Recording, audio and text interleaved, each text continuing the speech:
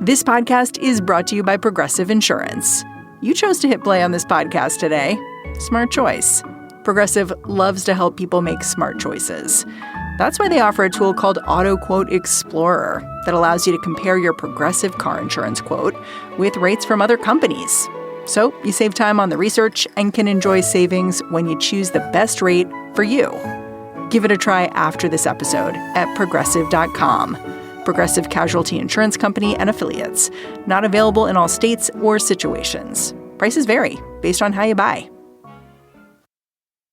Decisions made in Washington can affect your portfolio every day. But what policy changes should investors be watching? Washington Wise is an original podcast from Charles Schwab that unpacks the stories making news in Washington right now and how they may affect your finances and portfolio. Listen at schwab.com/WashingtonWise.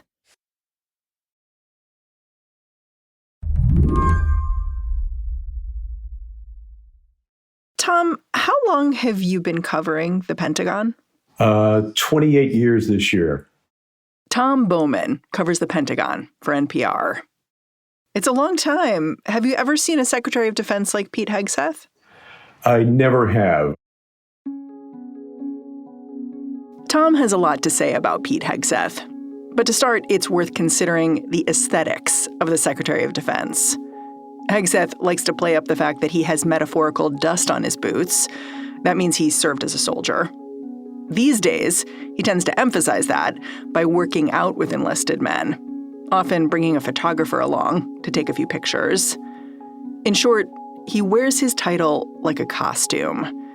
Even before he became Secretary of Defense, Hegseth talked about having a 3-flag minimum for his outfits, down to red, white, and blue belt buckles and socks. The lining of his coat was a flag as well. So, yeah, he plays that up. And he does like to go out and do push-ups. He says he can do 47 push-ups, marking the 47th president of the United States. And, some say, listen, you have to be in your office. You have to be working on the budget. You can't be out all the time doing push-ups and running around with troops. But again, he seems to really enjoy that. But the intricacies of running a massive department, like the one he now leads, all that is new to Pete Hegseth. I went back and looked at the bios of every Secretary of Defense since the position was created in 1947. He by far has less experience in any of them. Everyone, going back to George Washington, every Secretary of War, every Secretary of Defense had a lot more experience than Pete Hegseth. Tom knows lack of experience could be a kind of selling point in this administration. But a few months in, it seems like even the White House is having its doubts. I'm told the White House is trying to get more experienced staff at the Pentagon, but so far they haven't been very successful. I know one White House official reached out to someone I know who was in the first Trump administration saying, hey, can you recommend anyone to go to the Pentagon to, quote, right the ship? And this person was reluctant to do so because I don't want to send friends of mine over to the Pentagon, which is, again, in complete chaos and disarray. So we'll see what happens. That seems like a problem for the American government. No, it's definitely a problem. Today on the show, inside Pete Hegseth's Pentagon. What is he trying to do? And what's he actually accomplishing? I'm Mary Harris. You're listening to What Next? Stick around. This episode is sponsored by Home Chef. Do you ever find yourself eating the same thing over and over again and in need of a little inspiration? Home Chef is here to make searching for new meals and cooking a new dish something to look forward to. Home Chef sent me a few of their meals to try out, and I gotta say, when it is a Home Chef night, it's a relief. There's no staring at the fridge, wondering what kind of sorcery you're gonna have to do to a wilted head of lettuce. No complaints that you're making the same old dish one more time. Everything is portioned out, ready to be thrown together by me or even my teenage son. Home Chef has everything you and your family need for hassle-free, delicious dinners, and with over 30 options a week, they cater to a variety of dietary needs. Users of leading meal kits have rated Home Chef #1 in quality, convenience, value, taste, and recipe ease. For a limited time, Home Chef is offering What Next listeners 50% off and free shipping for your first box, plus free dessert for life. Go to homechef.com/whatnext. That's homechef.com/whatnext for 50% off your first box and free dessert for life. homechef.com/whatnext. Must be an active subscriber to receive that free dessert. This episode is brought to you by Discover. It's smart to always have a few financial goals, and here's a really smart one you can set: earning cash back on what you buy every day. With Discover, you can. Get this. Discover automatically matches all the cash back you've earned at the end of your first year. Seriously, all of it. Discover trusts you to make smart decisions. After all, you listen to this podcast. See terms at discover.com/creditcard. I want to start by just talking about what Hegseth is trying to do in his role. Do you have a broad characterization here? Like, if you had to sum up what he's been doing over the last 3 months, what would your top line be? Well, again, in his confirmation hearing, he said he wanted to go to the Pentagon to end wokeness and end diversity, equity, and inclusion, to make the military more lethal. That was sort of his charge from President Trump. The military is already pretty lethal. No, that's absolutely right. It's funny. One of the stories I did on NPR, we had a conversation with one of the hosts, and I pointed out that he wants to bring lethality back to the Pentagon, back to the military. And I pointed out the military already is pretty lethal. And after I said that, I got messages from 3 veterans who jumped on that very point. They said, "Thank you for saying that. Of course we're lethal." Yeah. Yeah. I mean, like a lot of cabinet members in this administration, Pete Hegseth has concerned himself with firing people, which may seem contradictory to the point of like building up your armed services. But can you just talk about how terminations are playing out in the Pentagon and Department of Defense, and whether the terminations under Pete Hegseth look different than what you're seeing maybe in other departments? Right. I mean, when he came in, he did a number of firings. So he fired the chairman of the Joint Chiefs of Staff, General C.Q. Brown. Only the second Black person to hold that job. Absolutely. And then he fired Admiral Lisa Franchetti, who was the first woman to lead the Navy. He did mention in one of his books that he questioned whether General C.Q. Brown got the job because of his skill or his race, despite the fact that General Brown was an F-16 pilot, and also General Brown was key in the defeat of ISIS. So he was a strategic success. Absolutely. And the funny thing was, President Trump kept crowing that I'm the one who defeated ISIS, where in fact, it was General C.Q. Brown who was key in defeating ISIS. And of course, and then he gets fired. He's also questioned whether, women's role in ground combat.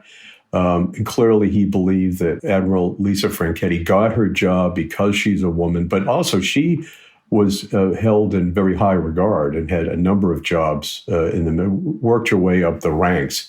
It wasn't she was like just somebody they just decided to toss into run the Navy as Chief of Naval Operations. Well, in just the last week, Hegseth has announced that he wants to reduce the number of 4-star admirals and generals by a minimum of 20%.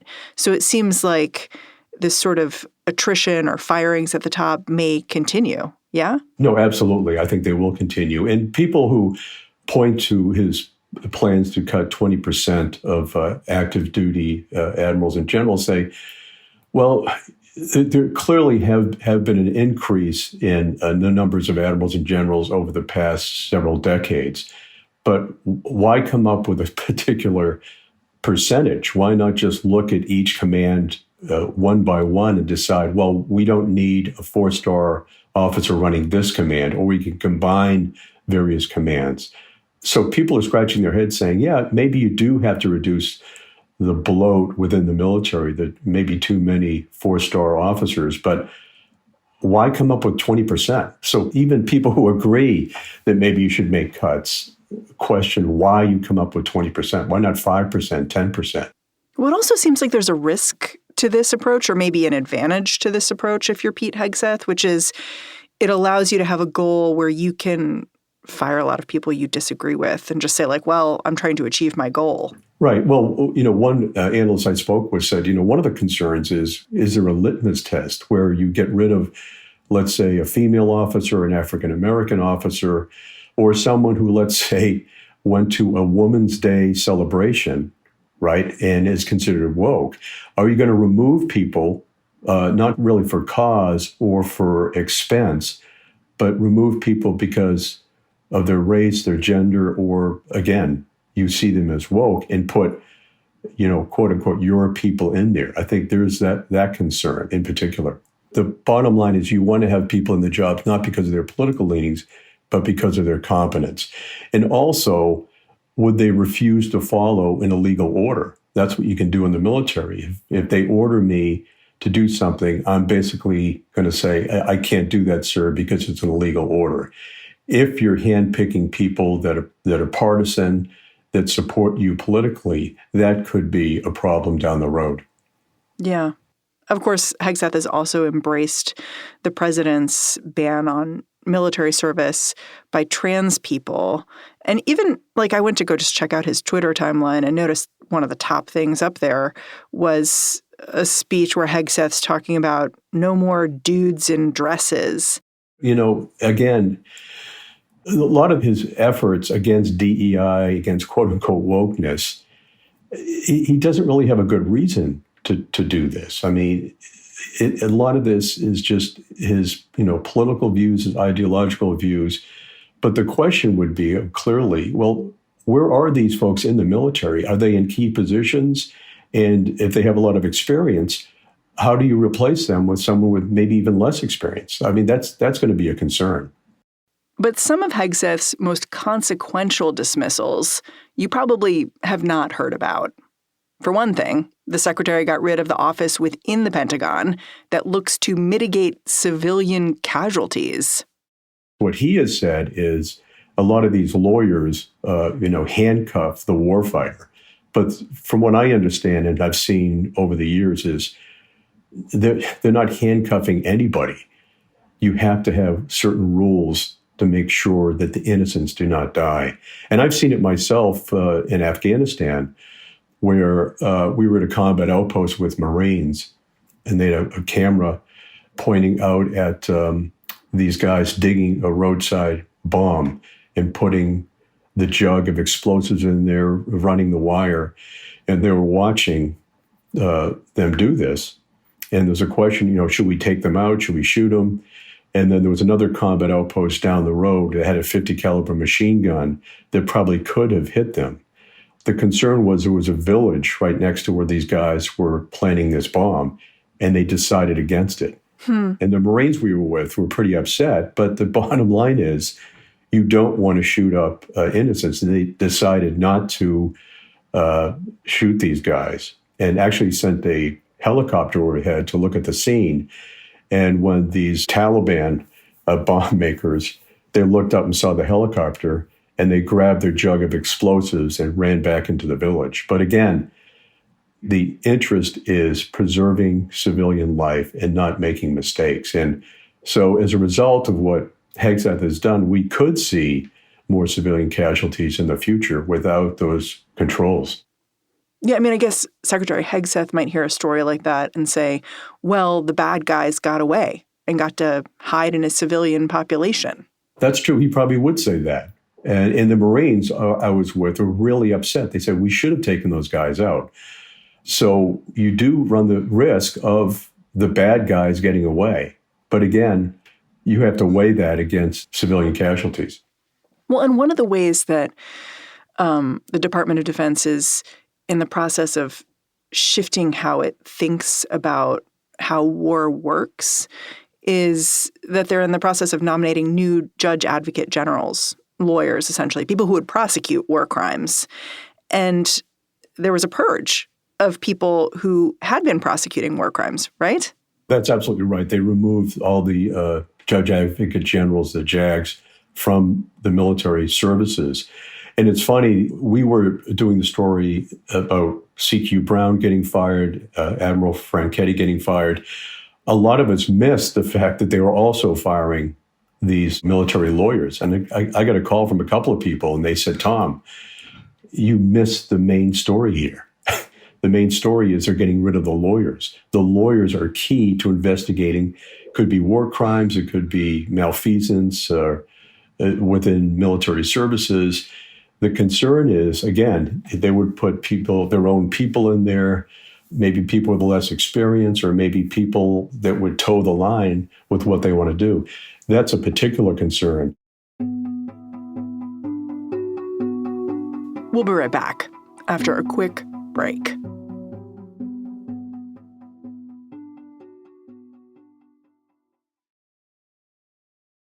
This episode is brought to you by Discover. It's smart to always have a few financial goals, and here's a really smart one you can set: earning cash back on what you buy every day. With Discover, you can. Get this. Discover automatically matches all the cash back you've earned at the end of your first year. Seriously, all of it. Discover trusts you to make smart decisions.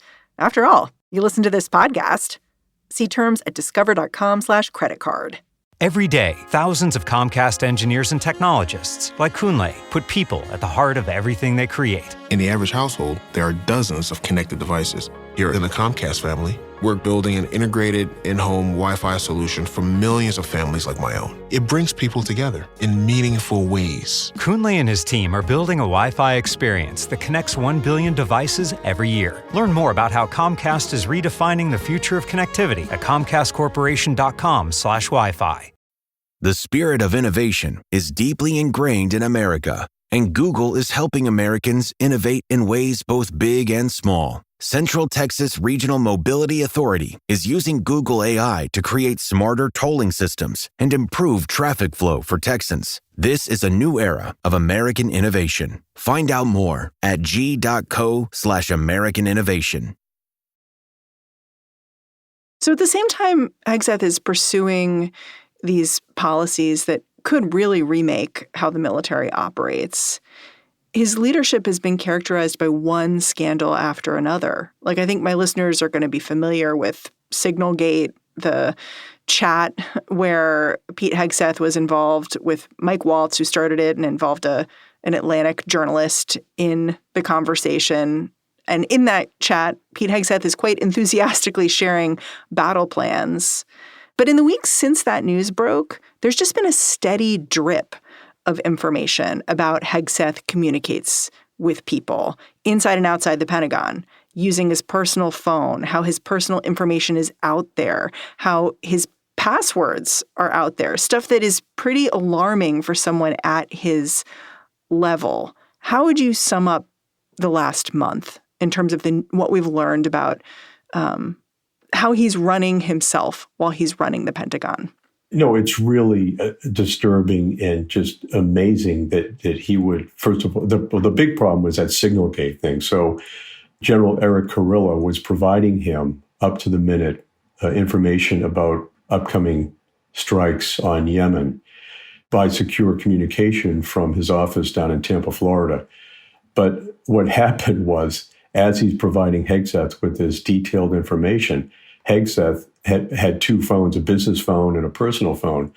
The business phone was going to those at the White House and elsewhere, but he was sending the same information to his wife, his brother, and his personal lawyer on Signal.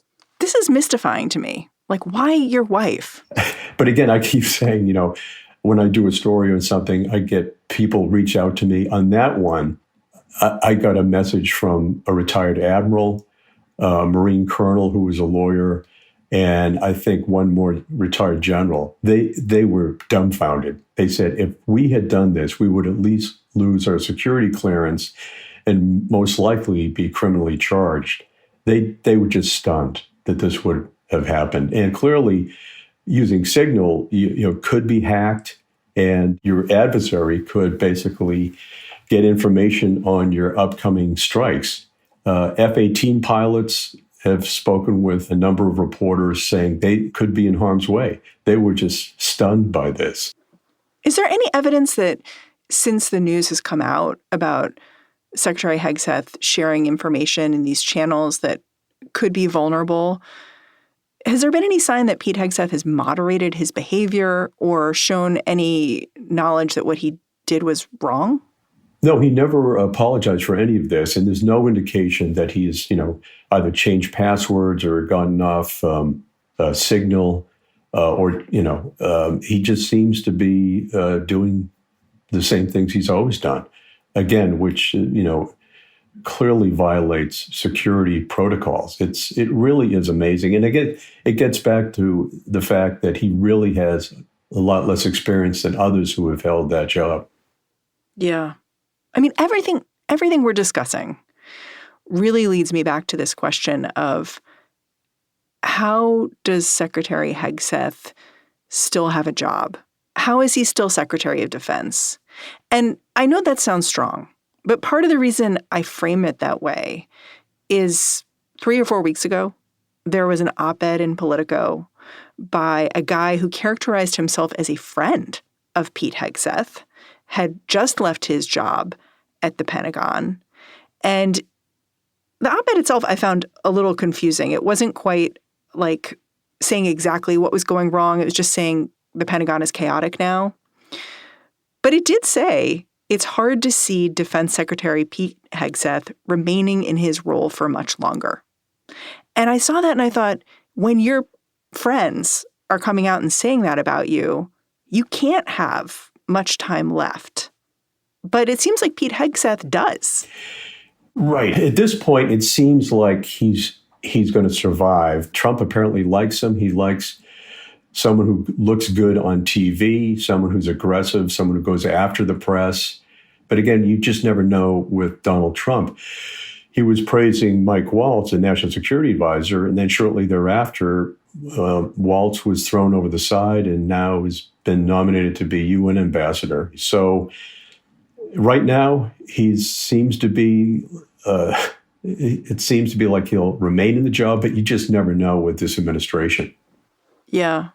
In some ways, when I was considering that question of how is Secretary Hegseth still in his position, I kept coming around to this idea that maybe it's actually just useful to have someone like Hegseth in charge of the military. It reminds me of Elon Musk.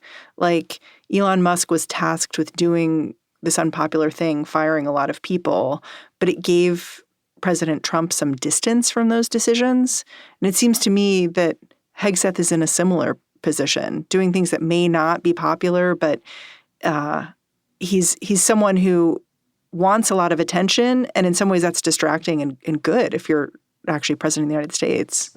No, I think that's probably right. I mean, he can take a lot of the heat for some of these firings and some of the decisions that's being made.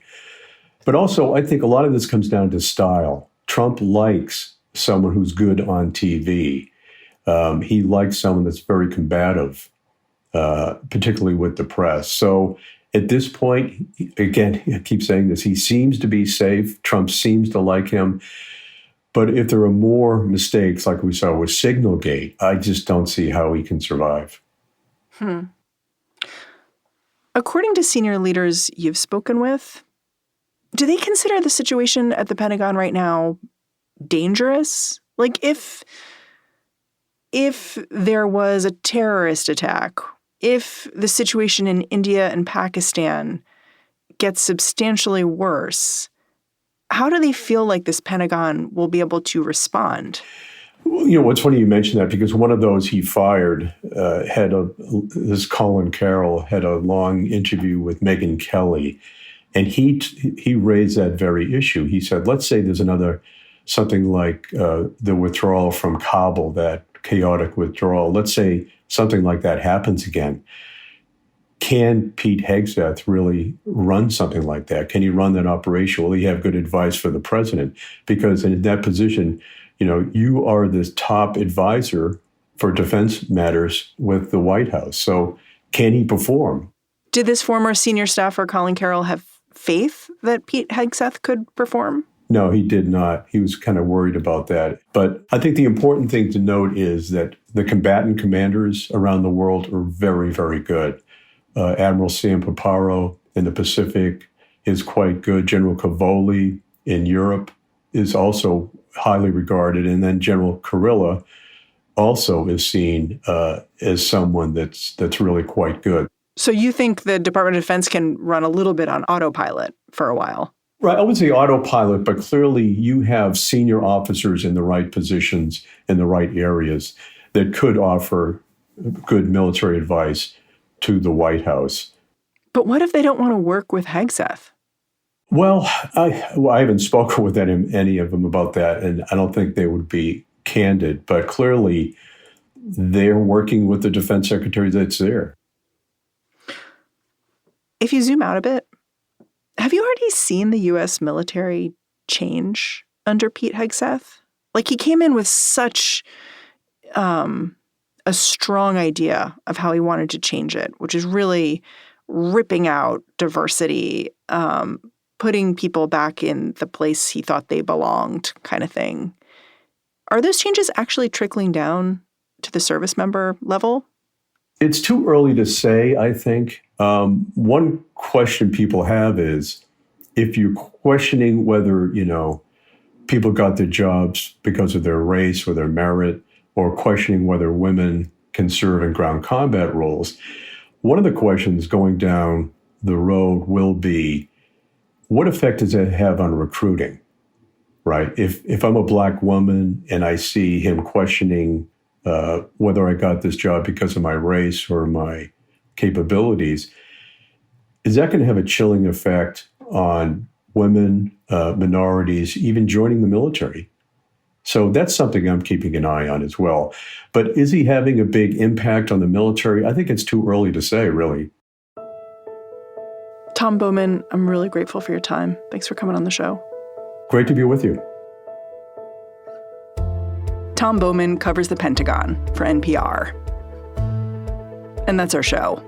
What Next is produced by Paige Osburn, Elena Schwartz, Rob Gunther, Anna Phillips, Ethan Oberman, Isabel Angell, and Madeline Ducharme. Ben Richmond is the Senior Director of Podcast Operations here at Slate. And I'm Mary Harris. You can go track me down on Blue Sky, say hello. I'm at Mary Harris. Thanks for listening. Catch you back here next time.